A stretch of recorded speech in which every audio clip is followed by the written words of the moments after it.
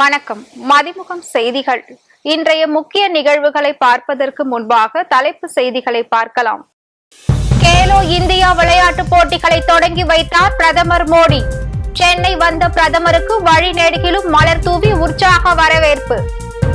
நாடாளுமன்ற தேர்தலை ஒட்டி திமுக சார்பில் தேர்தல் ஒருங்கிணைப்பு குழு அறிவிப்பு. திமுகவின் தேர்தல் பணி தொடங்கியதாக முதலமைச்சர் மு.க.ஸ்டாலின் பதிவு.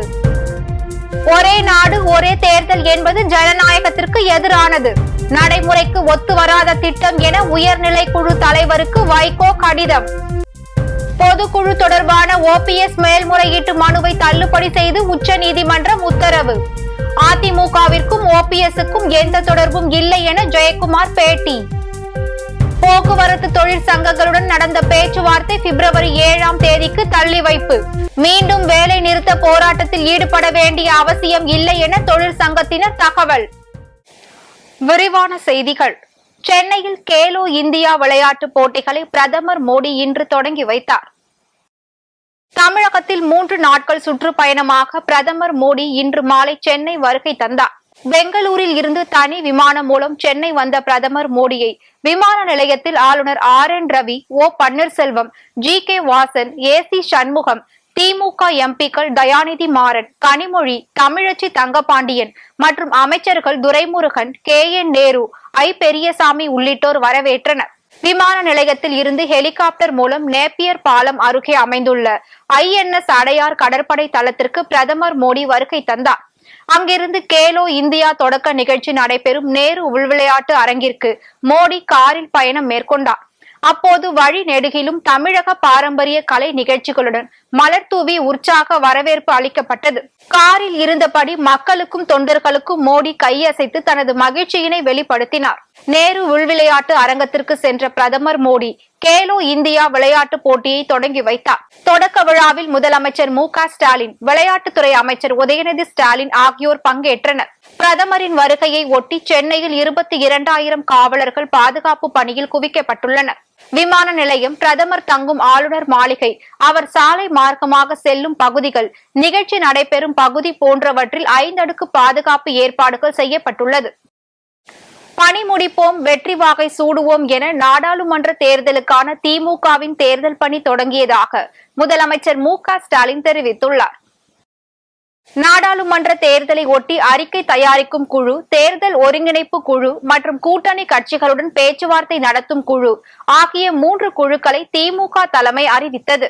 நாடாளுமன்ற தேர்தலுக்கான தேர்தல் அறிக்கை தயாரிப்பு குழு நாடாளுமன்ற உறுப்பினர் கனிமொழி தலைமையில் அறிவிக்கப்பட்டுள்ளது. அந்த குழுவில் TKS இளங்கோவன், AK விஜயன், அமைச்சர்கள் TRP பழனிவேல் தியாகராஜன், TRP ராஜா, திமுக வர்த்தகர் அணி துணைத் தலைவர் கோவி செழியன், சென்னை மேயர் பிரியா ஆகியோர் இடம்பெற்றுள்ளனர். நாடாளுமன்ற தேர்தலுக்கான கட்சி பணிகளை ஒருங்கிணைக்கவும் மேற்பார்வையிடவும் முதலமைச்சர் மு.க.ஸ்டாலின் குழு அமைத்துள்ளார். இந்த குழுவில் KN நேரு, RS பாரதி, ஏவா வேலு, தங்கம் தென்னரசு, உதயநிதி ஸ்டாலின் ஆகியோர் உள்ளனர். மேலும் நாடாளுமன்ற தேர்தல் கூட்டணி கட்சிகளுடன் பேச்சுவார்த்தை நடத்திடும் குழுவை பொதுச் செயலாளர் துரைமுருகன் அறிவித்துள்ளார். அதில் தொகுதி உடன்பாடு குறித்து கூட்டணி கட்சிகளுடன் பேச்சுவார்த்தை நடத்தும் குழுவின் தலைவராக TR பாலு அறிவிக்கப்பட்டுள்ளார்.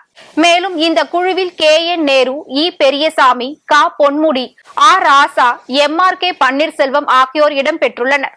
அதேபோல கூட்டணி கட்சிகளுடன் பேச்சுவார்த்தை நடத்தும் குழுவில் மாநிலங்களவை திமுக உறுப்பினரும் கட்சியின் கொள்கை பரப்பு செயலாளருமான திருச்சி சிவாவும் சேர்க்கப்பட்டுள்ளார். இந்நிலையில் மக்களவை தேர்தலுக்கான திமுகவின் தேர்தல் பணி தொடங்கியதாக முதலமைச்சர் மு.க.ஸ்டாலின் தெரிவித்துள்ளார். இது தொடர்பாக அவர் வெளியிட்டுள்ள X பதிவில், தொடங்கியது தேர்தல் பணி, பணி முடிப்போம், வெற்றி வாகை சூடுவோம் என குறிப்பிட்டுள்ளார். ஒரே நாடு ஒரே தேர்தல் என்பது ஜனநாயகத்திற்கு எதிரானது என்றும் நடைமுறைக்கு ஒத்துவராத திட்டம் எனவும் மதிமுக பொதுச் செயலாளரும் மாநிலங்களவை உறுப்பினருமான வைகோ தெரிவித்துள்ளார். ஒரே நாடு ஒரே தேர்தல் உயர்நிலை குழு தலைவர் நிதின் சந்திராவுக்கு மதிமுக சார்பில் வைகோ கடிதம் எழுதியுள்ளார். அதில் ஒரே நேரத்தில் தேர்தல்கள் நடத்தப்படும் போது சில மாநில அரசுகளை அவற்றின் பதவிக்காலம் நிறைவடைவதற்கு முன்பே கலைக்க வேண்டிய சூழல் உருவாகும் என்றும் இது கூட்டாட்சி தத்துவத்திற்கு எதிரானது என்றும் எதிர்க்கட்சிகள் முன்வைக்கும் வாதம் புறக்கணிக்கத்தக்கது அல்ல என குறிப்பிட்டுள்ளார். மேலும் இந்திய கூட்டாட்சி அமைப்பில் நாடாளுமன்றம், சட்டமன்றங்கள், உள்ளாட்சி அமைப்புகள் என 3 அடுக்கு அரசு அரசாட்சி அமைப்பு நிலவுவதாக குறிப்பிட்டுள்ள வைகோ, ஒரே நேரத்தில் இவை அனைத்திற்கும் தேர்தல் நடத்துவது இந்த அடுக்குகளுக்கு இடையிலான சமநிலையை பாதிக்கக்கூடும் என எச்சரித்துள்ளார். ஒரே நேரத்தில் தேர்தல் நடத்துவதை காரணம் காட்டி ஒரு ஆட்சியை கலைக்க முடியாது என குறிப்பிட்டுள்ள வைகோ, ஒரே நாடு ஒரே தேர்தல் என்பதற்காக மக்களால் தேர்ந்தெடுக்கப்பட்ட அரசை கலைப்பது என்பது மக்கள் எண்ணத்துக்கு எதிரானது என தெரிவித்துள்ளார்.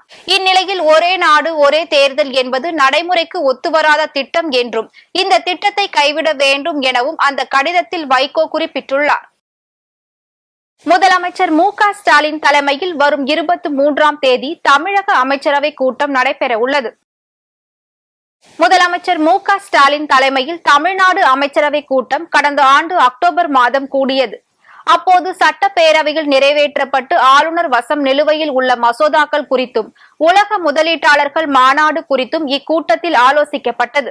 இந்நிலையில் முதலமைச்சர் மு.க. ஸ்டாலின் தலைமையில் வரும் 23ஆம் தேதி தமிழ்நாடு அமைச்சரவை கூட்டம் நடைபெறுகிறது. ஆண்டின் முதல் கூட்டம் என்பதால் அன்றைய தினம் ஆளுநர் RN ரவி உரையுடன் தொடங்க உள்ளதாக ஆளுநர் உரையில் இடம்பெற வேண்டிய அம்சங்கள் குறித்து அமைச்சரவை கூட்டத்தில் விவாதிக்கப்பட்டு முடிவு செய்யப்படும் என தகவல் வெளியாகியுள்ளது. மேலும் முதலமைச்சர் மு.க. ஸ்டாலின் வெளிநாடு செல்லும் போது சில தொழில் நிறுவனங்களுடன் தமிழகத்தில் தொழில் தொடங்க புரிந்துணர்வு ஒப்பந்தம் கையெழுத்தாக உள்ளது. அந்த நிறுவனங்கள் குறித்தும் அதற்கு அனுமதி அளிப்பது குறித்தும் அமைச்சரவை கூட்டத்தில் முடிவு எடுக்கப்படுகிறது என கூறப்படுகிறது. அதிமுக பொதுக்குழு தீர்மானங்களுக்கு எதிர்ப்பு தெரிவித்து OPS மேல்முறையீட்டு மனுவை உச்சநீதிமன்றம் தள்ளுபடி செய்து உத்தரவிட்டுள்ளது. அதிமுக பொதுக்குழு தீர்மானங்களுக்கு எதிரான OPS உள்ளிட்டோர் தாக்கல் செய்த மேல்முறையீட்டு வழக்கை சென்னை உயர் நீதிமன்றம் தள்ளுபடி செய்தும் தீர்ப்பளித்தது. இந்த தீர்ப்புக்கு எதிராக உச்ச நீதிமன்றத்தில் OPS மேல்முறையீடு செய்தார். இந்த வழக்கு இன்று நீதிபதிகள் சஞ்சீவ் கண்ணா மற்றும் தீபாங்கர் தத்தா ஆகியோர் அடங்கிய அமர்வில் விசாரணைக்கு வந்தது. அப்போது அதிமுக பொதுக்குழு தீர்மானங்களுக்கு தடை கோரி பன்னீர்செல்வம் தொடர்ந்த மேல்முறையீட்டு வழக்கில் தற்போதைக்கு தலையிட முடியாது என உச்ச நீதிமன்றம் கருத்து தெரிவித்துள்ளது.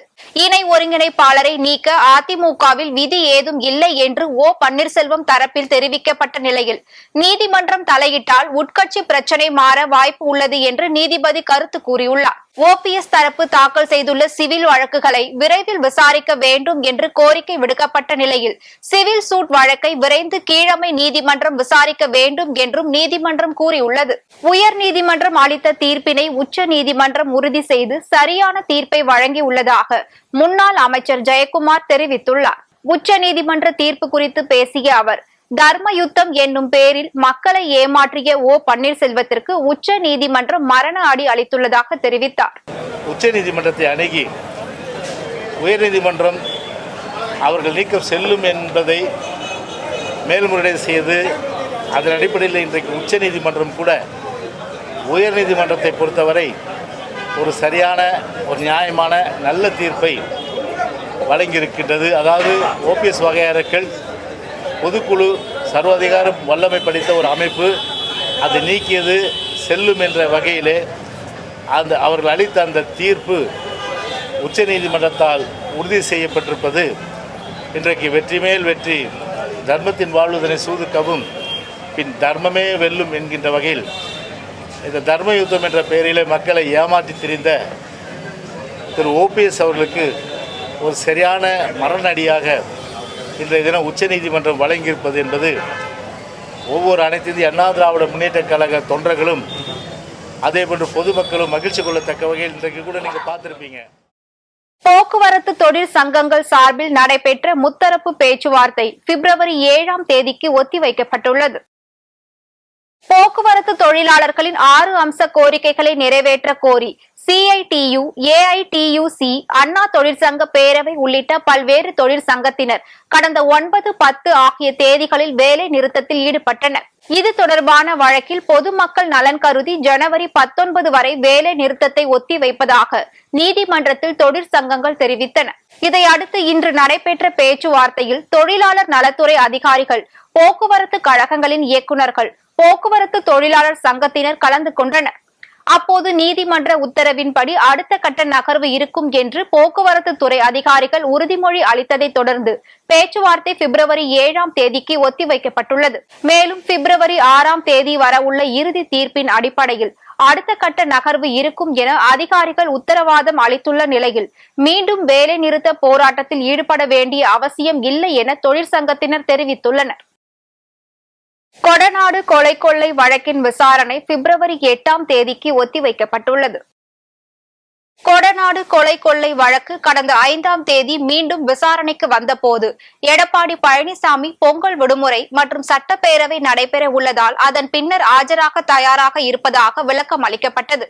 பின்னர் நீதிபதிகள் பிறப்பித்த உத்தரவில் ஜனவரி 30, 31ஆம் தேதி ஆகிய 2 நாட்கள் சென்னை உயர்நீதிமன்ற வளாகத்தில் உள்ள மாஸ்டர் நீதிமன்றத்தில் எடப்பாடி பழனிசாமி ஆஜராகி சாட்சியம் அளிக்க உத்தரவிட்டுள்ளனர். இந்நிலையில் எடப்பாடி பழனிசாமி தொடர்ந்த வழக்கு நீதிபதி என் சதீஷ்குமார் முன் நேற்று மீண்டும் விசாரணைக்கு வந்தது. அப்போது எடப்பாடி பழனிசாமி தரப்பில் இரு நீதிபதிகள் உத்தரவின்படி வரும் 30 மற்றும் 31ஆம் தேதிகளில் எடப்பாடி பழனிசாமி மாஸ்டர் நீதிமன்றத்தில் ஆஜராகி சாட்சியம் அளிக்க உள்ளதாக தெரிவிக்கப்பட்டுள்ளது. இதையடுத்து வழக்கின் விசாரணையை பிப்ரவரி 8ஆம் தேதிக்கு ஒத்திவைத்து நீதிபதி உத்தரவிட்டார். நீட் JEE பயிற்சி நிறுவனங்களுக்கான வழிகாட்டு நெறிமுறைகளை ஒன்றிய கல்வி அமைச்சகம் வெளியிட்டுள்ளது. நீட் JEE உள்ளிட்ட பல்வேறு வகையான நுழைவுத் தேர்வுகளுக்கு பயிற்சி அளிக்கக்கூடிய பயிற்சி நிலையங்களால் மாணவர்கள் பல்வேறு மன உளைச்சல்களுக்கு ஆளாகி பாதிக்கப்படுவதாக ஒன்றிய கல்வி அமைச்சகம் தெரிவித்துள்ளது. அதன்படி 16 வயதிற்கு உட்பட்டவர்களுக்கு பயிற்சி மையங்களில் அனுமதி இல்லை என்றும் மாணவர்களுக்கு மன உளைச்சல் ஏற்படுத்தும்படி பாடம் நடத்தக்கூடாது என தெரிவிக்கப்பட்டுள்ளது. குற்ற வழக்குகளில் சிக்கி தண்டனை பெற்றவர்களை ஆசிரியர்களாக நியமனம் செய்யக்கூடாது என எச்சரித்துள்ள ஒன்றிய கல்வி அமைச்சகம் விதி மீறல்களை மீறும் பயிற்சி நிறுவனங்களுக்கான அங்கீகாரம் ரத்து செய்யப்படும் என்றும் விதி மீறும் பயிற்சி நிறுவனங்களுக்கு 1 லட்சம் ரூபாய் அபராதம் விதிக்கப்படும் எனவும் தெரிவிக்கப்பட்டுள்ளது. சென்னையில் குடியரசு தின விழா கொண்டாட்டத்தை முன்னிட்டு குடியரசு தின ஒத்திகை நிகழ்வு நடைபெறும் நாட்களிலும் போக்குவரத்தில் மாற்றங்கள் செய்யப்பட உள்ளதாக சென்னை போக்குவரத்து காவல்துறை தெரிவித்துள்ளது. குடியரசு தின விழா கொண்டாட்டம் வரும் ஜனவரி 26ஆம் தேதி காமராஜர் சாலையில் உழைப்பாளர் சிலை அருகில் கொண்டாடப்பட உள்ளது. இதையொட்டி ஜனவரி 26 மற்றும் ஒத்திகை நாட்களான ஜனவரி 19, 22 மற்றும் 24ஆம் தேதி ஆகிய 4 தினங்களில் ராயப்பேட்டை, அடையாறு, அண்ணா சதுக்கம், பாரிமுனை, வாலாஜா சாலை, அண்ணா சாலை மற்றும் மயிலாப்பூர் போன்ற பகுதிகளில் போக்குவரத்தில் மாற்றங்கள் செய்யப்பட்டுள்ளதாக தெரிவிக்கப்பட்டுள்ளது. பல்வேறு மாவட்டங்களில் நடைபெற்ற தகவல்களை களத்தில் மதிமுகம் பகுதியில் பார்க்கலாம்.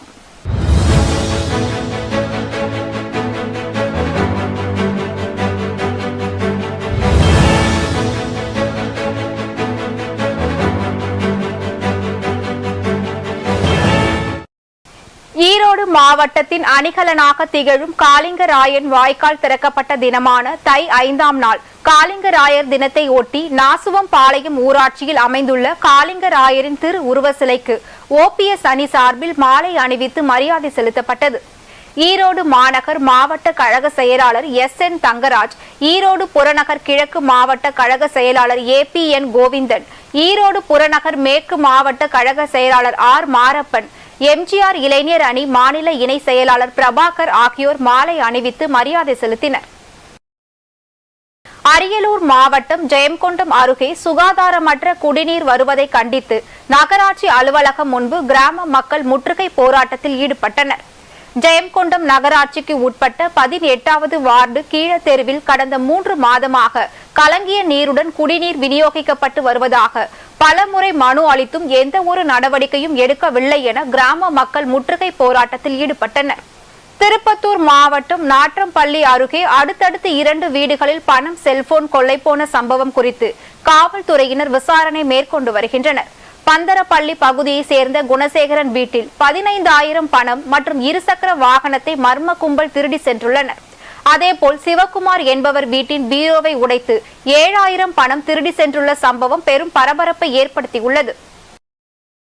அரியலூர் மாவட்டம் ஜெயங்கொண்டம் கல்லேரி கிராமத்திற்கு செல்லும் சாலையில் காட்டோடை தரைப்பால பணியை விரைந்து முடிக்க வலியுறுத்தி பொதுமக்கள் சாலை மறியல் போராட்டத்தில் ஈடுபட்டனர். கடந்த 6 மாதங்களுக்கு முன்பு தொடங்கிய பணி இதுவரை முடிவடையாததால் அனைத்து தரப்பு மக்களும் சுமார் 5 கிலோமீட்டர் தொலைவிற்கு சுற்றி செல்ல வேண்டிய சூழல் ஏற்பட்டுள்ளது. கொடைக்கானல் அஞ்சுவீடு அருவிக்கு செல்லும் பாதை மூடப்பட உள்ளது. அஞ்சுவீடு அருவியில் குளித்த 2 இளைஞர்கள் சில நாட்களுக்கு முன்பு நீரில் மூழ்கி உயிரிழந்தனர். அடிக்கடி உயிர்கள் பலியாவதை தடுக்க அருவிக்கு செல்லும் பாதையை மூடப்பட உள்ளதாக தகவல் வெளியாகியுள்ளது. முன்னதாக மாவட்ட வன அலுவலர், கோட்டாட்சியர், காவல்துறையினர் உள்ளிட்ட அனைத்து துறை அரசு அதிகாரிகளும் அஞ்சுவீடு அருவியில் ஆய்வு செய்தனர். இந்நிலையில் அஞ்சுவீடு அருவியை தூரத்தில் இருந்து பார்ப்பதற்கு மட்டும் அனுமதி அளிக்கப்பட்டு குளிக்கும் இடம் செல்லக்கூடிய அனைத்து வழித்தடங்களும் வேலியிட்டு அடைக்கப்படும் என்று தெரிவித்துள்ளனர். வாகன ஓட்டிகளுக்கு விழிப்புணர்வை ஏற்படுத்தும் வகையில் திருப்பூர் வடக்கு, தெற்கு வட்டார போக்குவரத்து துறை மற்றும் மாநகர காவல்துறையின் சார்பில் விழிப்புணர்வு பேரணி நடைபெற்றது. திருப்பூர் மாவட்ட ஆட்சியர் அலுவலகத்தில் தெற்கு வட்டார போக்குவரத்து அலுவலர் ஆனந்த் தலைமையில் நடைபெற்ற நிகழ்ச்சியில் வாகன ஓட்டிகளுக்கு தலைக்கவசம் அணிவது குறித்த துண்டு பிரசுரங்கள் வழங்கப்பட்டது. ராணிப்பேட்டை மாவட்டம் ஆற்காடு அடுத்த மேல்விசாரம் பகுதியில் அமைந்துள்ள இஸ்லாமிய ஆண்கள் மேல்நிலை பள்ளி மற்றும் அன்னை மீரா தனியார் கல்லூரியில் சிலம்பம் மற்றும் கேரம் போர்டு போட்டிகள் நடைபெற்றது. மாவட்ட ஆட்சியர் வளர்மதி தலைமையில் நடைபெற்ற போட்டியில் கைத்தறி மற்றும் துணிநூல் துறை அமைச்சர் ஆர். காந்தி சிறப்பு அழைப்பாளராக கலந்து கொண்டு மாணவ மாணவிகளுடன் இணைந்து போட்டியில் பங்கேற்று அசத்தினார். திருப்பத்தூர் மாவட்டம் ஆம்பூர் அருகே கெமிக்கல் ஏற்றி சென்ற லாரியில் திடீரென தீப்பிடித்து புகை ஏற்பட்டதால் பரபரப்பு ஏற்பட்டது. தகவல் அறிந்து விரைந்து சென்ற ஆம்பூர் தீயணைப்பு துறையினர் தீயை அணைத்து கட்டுக்குள் கொண்டு வந்தனர். லாரி ஓட்டுநர் சாதுரியமாக செயல்பட்டதால் பெரிய விபத்து தவிர்க்கப்பட்டது. வேலூர் ஆட்சியர் அலுவலகத்தில் வாக்காளர் சிறப்பு சுருக்க முறை திருத்தம் குறித்த ஆய்வுக் கூட்டம் நடைபெற்றது. வாக்காளர் பட்டியல் பார்வையாளர் மற்றும் சிறு குறு தொழில் வளர்ச்சி மேலாண்மை இயக்குநர் மதுமதி தலைமையில் நடைபெற்ற கூட்டத்தில் மாவட்ட ஆட்சியரும் மாவட்ட தேர்தல் அலுவலருமான குமாரவேல் பாண்டியன் மற்றும் அரசு துறை அதிகாரிகள் பங்கேற்றனர். இக்கூட்டத்தில் வாக்காளர் பெயரை சேர்த்தல் மற்றும் நீக்குதல், திருத்தம் ஆகியவைகளில் செய்ய வேண்டிய பணிகள் குறித்து ஆய்வு செய்யப்பட்டு அதிகாரிகளுக்கு பல்வேறு ஆலோசனைகளும் வழங்கப்பட்டது. செங்கல்பட்டு மாவட்டம் மதுராந்தகத்தில் பயணிகள் ரயில் தாமதமாக வந்ததை கண்டித்து பயணிகள் ரயிலை மறித்து போராட்டத்தில் ஈடுபட்டதால் பரபரப்பு ஏற்பட்டது. திருப்பத்தூர் மாவட்ட ஆட்சியர் அலுவலக கூட்டரங்கில் விவசாயிகள் குறைதீர்வு நாள் கூட்டம் நடைபெற்றது. இதில் விவசாயிகளுக்கு போதுமான உரங்கள், வேளாண் உபகரணங்களை மானிய விலையில் வழங்கவும், உரம் தட்டுப்பாடின்றி கிடைக்க நடவடிக்கை எடுக்க வேண்டும் உள்ளிட்ட கோரிக்கைகள் முன்வைக்கப்பட்டது. வேலூர் மாவட்டத்தில் கைவினை கலைஞர்கள் உற்பத்தி பொருட்களுக்கு சந்தை வாய்ப்பை உருவாக்கும் நோக்கில் சிறப்பு கண்காட்சி நடைபெற்றது. 10 நாட்கள் நடக்கும் கண்காட்சியில் பொருட்கள் வாங்குவோருக்கு 10% சிறப்பு தள்ளுபடியும் அளிக்கப்படுகிறது. இதில் பித்தளை கலைப்பொருட்கள், பித்தளை சிற்பங்கள், கலைப்பொருட்கள், கற்சிற்பங்கள் உள்ளிட்ட நூற்றுக்கணக்கான பொருட்கள் இடம்பெற்றுள்ளது. நீட் தேர்வில் மோசடி செய்த நபர் குறித்து உளவு பிரிவு காவல்துறையினர் ரகசிய விசாரணை மேற்கொண்டு வருகின்றனர். கோவையை சேர்ந்த மருத்துவர் ஒருவர் மருத்துவ முதுநிலை மேற்படிப்பிற்காக மதுரையில் 2 போலியான முகவரிகளையும் சிவகங்கையில் ஒரு போலியான முகவரியும் தயாரித்து 3 தேர்வு மையங்களில் விண்ணப்பித்துள்ளார். அதைத் தொடர்ந்து கடந்த மார்ச் மாதம் மதுரையில் தேர்வு எழுதி மருத்துவ மேற்படிப்பிற்கு தகுதியான மதிப்பெண்களை பெற்ற நிலையில் புனேவில் உள்ள மருத்துவக் கல்லூரியில் MD படிப்பதற்காக விண்ணப்பித்து கட்டணம் செலுத்தியுள்ளார். இந்நிலையில் மருத்துவ கவுன்சிலுக்கு சந்தேகம் எழுந்தது குறித்து உளவு பிரிவு காவல்துறையினர் விசாரணை மேற்கொண்டு வருகின்றனர். திருப்பூர் மாவட்டம் பல்லடம் அருகே பள்ளி வாகனம் மோதி 6 வயது சிறுவன் உயிரிழந்த சம்பவம் பெரும் சோகத்தை ஏற்படுத்தியுள்ளது. பெத்தாம்பாளையம் பகுதியை சேர்ந்த ராமர் என்பவரின் மகன் சாய்சரன் அதே பகுதியில் உள்ள தனியார் பள்ளியில் UKG படித்து வந்தார். பொங்கல் விடுமுறை முடிந்து பள்ளிக்கு சென்ற சிறுவன் பள்ளி வாகன பின்பக்க சக்கரத்தில் சிக்கி படுகாயம் அடைந்த நிலையில் சிகிச்சை பலனின்றி உயிரிழந்தார். இது தொடர்பாக காவல்துறை வழக்கு பதிவு செய்து விசாரணை நடத்தி வந்த நிலையில் ஓட்டுநர் மணியை இன்று கைது செய்தனர். இந்நிலையில் பள்ளி நிர்வாகத்தை கண்டித்து சிறுவனின் பெற்றோர்கள், உறவினர்கள் சாலை மறியலில் ஈடுபட்டனர். திருப்பத்தூர் பாரத ஸ்டேட் வங்கி முன்பு சமூக நீதி அனைத்து வாகன ஓட்டுநர்கள் தொழிற்சங்கத்தின் சார்பில் 10 அம்ச கோரிக்கைகளை வலியுறுத்தி கண்டன ஆர்ப்பாட்டம் நடைபெற்றது. இந்த கருப்பு சட்டத்தை எதிர்த்து போராடணும்னு எங்களுக்கு அறிவுறுத்தினார். அதன் பேரில் இங்கே வந்து அனைத்து ஓட்டுநர்களும் ஒன்று திரட்டி நாங்கள் போராடுறோம். இந்த சட்டமானது ஓட்டுநர் வாழ்வாதாரத்தை பாதிக்கும் வண்ணமாக இருக்கிறது. இந்த சட்டம் வந்து 160A(D), அதாவது 10 வருட தண்டனை, ஆயுள் தண்டனையும், இல்லை என்றால் 5 லட்சம் அபராதம் என்று அந்த சட்டத்துக்காக நாங்கள் போராடுறோம். ஓட்டுநர்கள் வந்து 10 லட்சம் 5 லட்சம் தான் அவங்க ஏன் வண்டி ஓட்டுறாங்க. அதனால் இந்த சட்டத்தை எதிர்த்து நாங்கள் போராடுறோம். எங்கள் உரிமைக்காக நாங்கள் போராடுறோம். இதுக்காக இந்த தமிழ்நாடு முழுவதும் இன்று இந்த போராட்டமானது சிறப்பாக செய்து கொண்டு இருக்கிறார்கள் அனைத்து மாவட்டத்திலும். உங்களுடைய பேர்? இந்த மாவட்ட தலைவர் எஸ். நாராயணனுங்க. பினாங்கு நாட்டின் மாநாடு மற்றும் கண்காட்சி குறித்த 7வது பதிப்பை இந்தியாவில் முக்கிய தலைநகரங்களில் ரோட் ஷோ மூலம் விளக்கும் செய்தியாளர் சந்திப்பு சென்னையில் நடைபெற்றது. பினாங்கு டூரிசம் சார்பில் கன்வென்ஷன் பொருட்காட்சி அமைப்பு பற்றி பினாங்கு ரோட் ஷோ இந்தியா 2024 7வது பதிப்பு நடத்த உள்ளது. மும்பை, புதுடெல்லி, சென்னை மற்றும் கொச்சின் ஆகிய நகரங்களில் இந்த விரிவான ரோட் ஷோ நடத்தப்பட உள்ளதற்கான செய்தியாளர் சந்திப்பு சென்னை டி நகரில் உள்ள தனியார் விடுதியில் நடைபெற்றது.